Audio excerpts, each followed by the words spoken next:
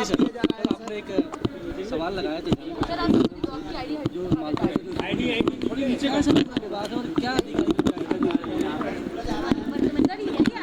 देखिए, कल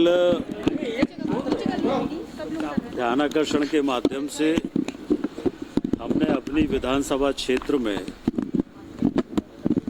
एक स्कूल बिना मान्यता के चल रहा है, शासकीय अतिक्रमण की जमीन पर चल रहा है और अनेक प्रकार की अनियमितताएं हैं, तो उस पर कार्रवाई के संबंध में हमारा ध्यानाकर्षण था।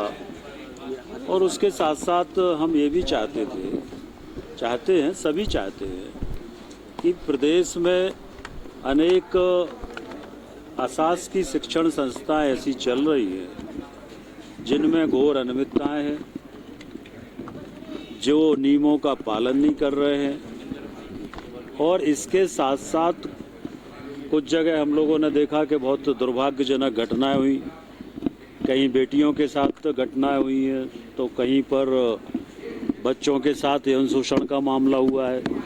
अभी 4 दिन पहले ही हमारे विधानसभा में मालथोन थाने में एक बच्चे के यौन शोषण पर अपराध दर्ज हुआ है, बच्चे का यौन शोषण था। तो मैं इस ध्यानाकर्षण के माध्यम से सरकार से यही निवेदन कर रहा था कि हम लोगों को एक ऐसी नीति बनाने की आवश्यकता है कि जो इनलीगल अशासकीय शैक्षणिक संस्थाएं चल रही हैं, जो अच्छा चल रही हैं उनको हम प्रोत्साहित करें, पर ये जो अनियमितताएं हो रही हैं या जगह नहीं है, खेल का मैदान नहीं है, ज़मीन में बैठे हैं, कचड़े में बैठे हैं, तो बच्चों का भविष्य की चिंता हमको करना पड़ेगी। और इसीलिए मेरा निवेदन था कि सरकार इस बारे में कोई नीति बनाने के बारे में विचार करे। सरकार ने नीति भी बनाई है, अब माननीय प्रधानमंत्री जी ने नई शिक्षा नीति देश में बनाई है, हमारे प्रदेश में भी नई शिक्षा नीति लागू है, अनेक सुधार हुए हैं हमारी सरकार के द्वारा इन 1 वर्षों में। पर इसके बाद भी नई शिक्षा नीति में यौन शोषण रोकने का कोई नई शिक्षा नीति में नियम थोड़ी बना हुआ है। तो इस तरह की जो घटनाएं हो रही हैं, इन घटनाओं पर हम लोग सब मिलकर विचार करें। और बच्चे हमारा प्रदेश का, देश का भविष्य है, और इसको लेकर ही मैंने सरकार का ध्यान आकर्षित किया था। सरकार ने सकारात्मक उत्तर दिया है और यही ध्यानाकर्षण था। सर, आप भी मंत्री रहे हैं और ऐसे अधिकारी गलत जानकारी दे रहे हैं, आप मंत्री पढ़ रहे हैं। देखिए, सवाल इस बात का होता है कि अगर कोई विधायक प्रश्न उठाता है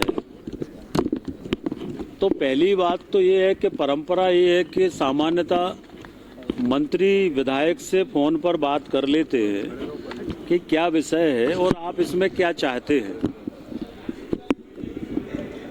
तो एक तो ये पहले बात हो जाती है तो विषय ध्यान में होता है।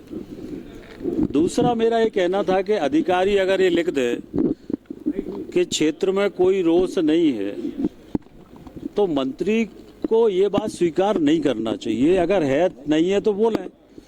अब मंत्री अगर ये बोल दें कि कोई रोष नहीं है तो इसका मतलब विधायक गलत है। तो हम ये बोले कि हमारे क्षेत्र में जनता बहुत खुश है, यौन शोषण हुआ है तो जनता बहुत खुश है, हम ये बोलें क्या? तो अगर रोष है तो मैं विधायक हूँ वहाँ का, तो मेरे को पता नहीं होगा कि रोष है कि नहीं है। तो मैंने यही कहा कि कम से कम कार्रवाई हो ना हो, पर सरकार की ये जिम्मेदारी भी है कि विधायक अपमानित ना हो, इतना हमें अपने जवाब में इस बात का ध्यान रखना चाहिए। ये मेरी भावना थी।